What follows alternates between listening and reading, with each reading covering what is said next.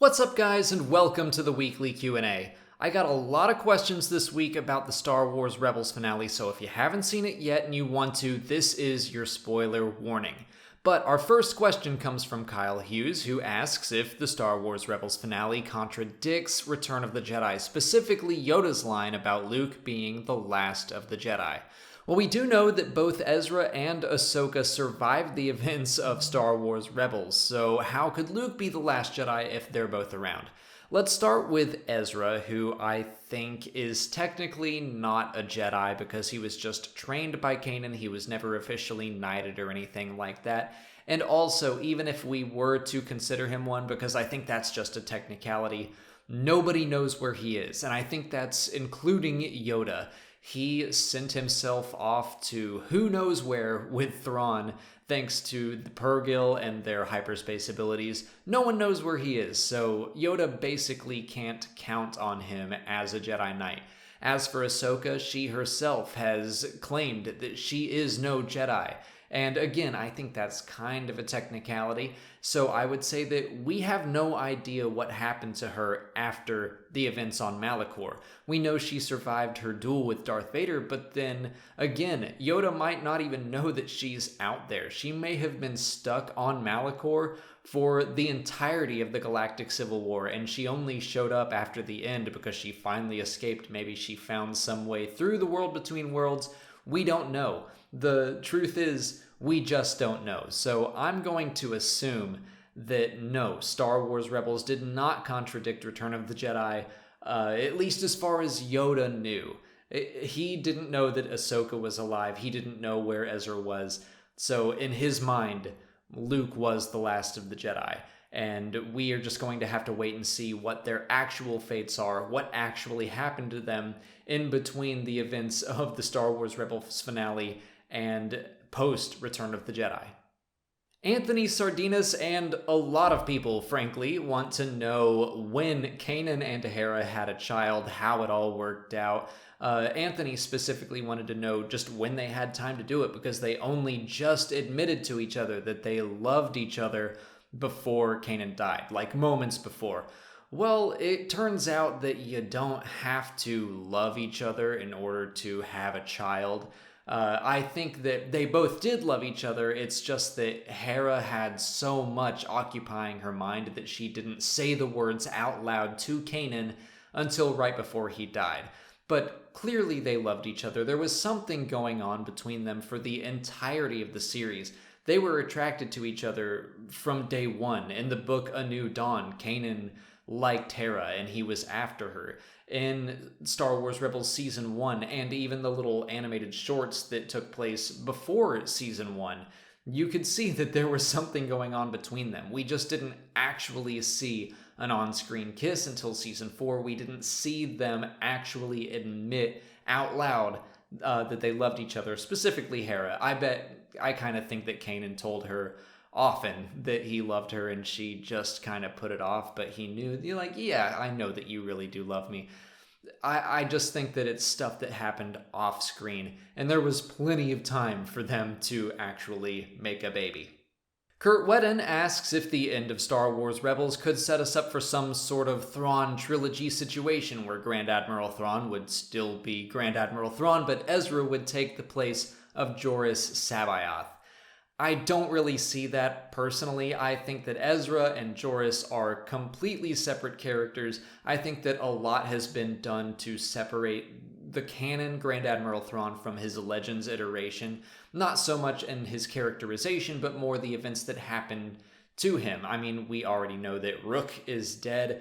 We know that the Salamiri are probably never going to be a thing because Dave Filoni and George Lucas just didn't agree that there should be any living being that existed outside of the Force or could create some Force-resistant bubble. So I think that a lot of Thrawn's future is going to be very different from what it was in Star Wars Legends, and I think that Ezra is just going to remain his own character rather than all of a sudden transform into a Legends one. Nick Laureta wants to know if I think we're going to see the world between worlds in Episode 9 or any future films, or is it just going to stay something that we only see in animation? I would not expect it to pop up in films anytime soon. Definitely not episode 9. Maybe in some films down the line, but it's just something where, the films are like the top tier, where most of the general public sees the Star Wars movies, and then probably Star Wars Rebels is the tier below that, and then the novels, and then the comics. But I think that there's a pretty big gap between the films and then the TV series. So I wouldn't expect something like The World Between Worlds, which is major to us, to all of a sudden be in episode 9, where it just wouldn't make as much sense to the general movie-going public. But, I could be wrong. It's just not something that I would expect. I think that we are far more likely to see it continue to show up occasionally in animation, maybe in the novels, and maybe in the comics. Michael Maynor asks if the father and the son of Mortis are alive in some way, similarly to the way we saw the daughter in the Star Wars Rebels finale as a convor. Will we ever see them again? I do think that it's definitely possible that they could become spirit guides like the daughter. And, I mean, if the daughter has that ability, then I don't see why the father and the son wouldn't have that ability. Will we ever see them again? I have no idea. Your guess is as good as mine, but I definitely wouldn't say that it's impossible. That's it for patron questions. If you're a patron and you didn't see your question answered here, just head over to Patreon where I left you a written response. If you're not a patron, you can learn more by following the link in the description. Just $1 a month will get you access to extra Star Wars Explained goodies like audio commentaries for the films or roles in my Discord server, and the combined donations really go a long way in supporting the channel. On to YouTube questions. Star Wars Alert asks if the series finale contradicts A New Hope, specifically the opening crawl where it says that the Rebel Alliance has just struck their first victory against the Galactic Empire. Does the liberation of Lothal contradict that? No, I don't think so at all. The attack on Lothal was a very personal, very small effort by a very tight-knit group of people, whereas the Battle of Scarif that we saw in Rogue One, that was the first victory of the Rebel Alliance as a whole over the Galactic Empire. In that battle, they sent all of their forces to Scarif to steal the Death Star plans, whereas on Lothal, it was just a handful of people that had a very personal mission there. Lothal was not that important to the Rebel Alliance, but Scarif and stealing the Death Star plans was. So I just don't think that the two compare, and I do not think that the Rebels finale contradicts A New Hope.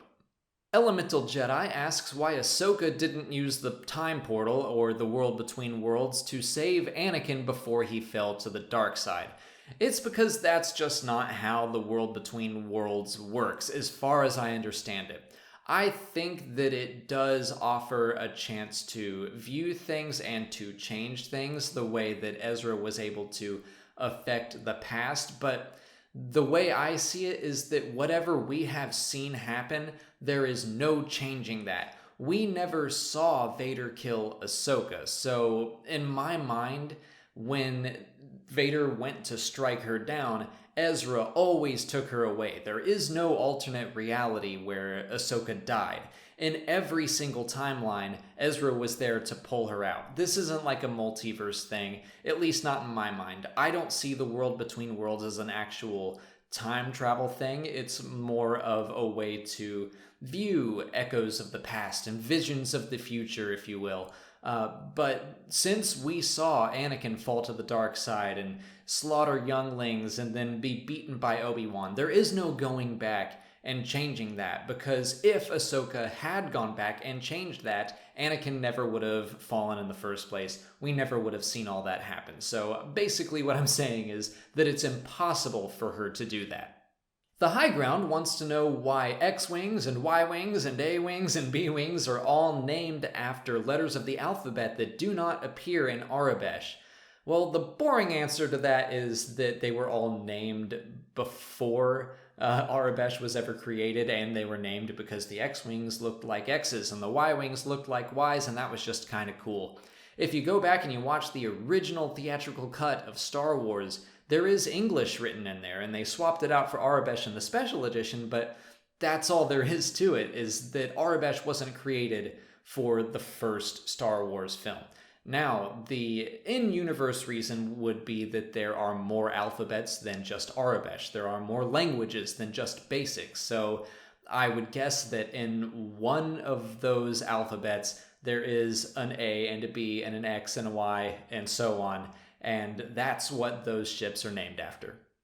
Elemental Jedi wants to know if we could see Shriv or Iden's daughter Zay in Episode 9. And honestly, I didn't even realize that I chose 2 questions from the same person until right now, because I just picked for the question and nothing more. And hey, asked 2 great questions this week. So do I think Shriv or Zay could show up in Episode 9?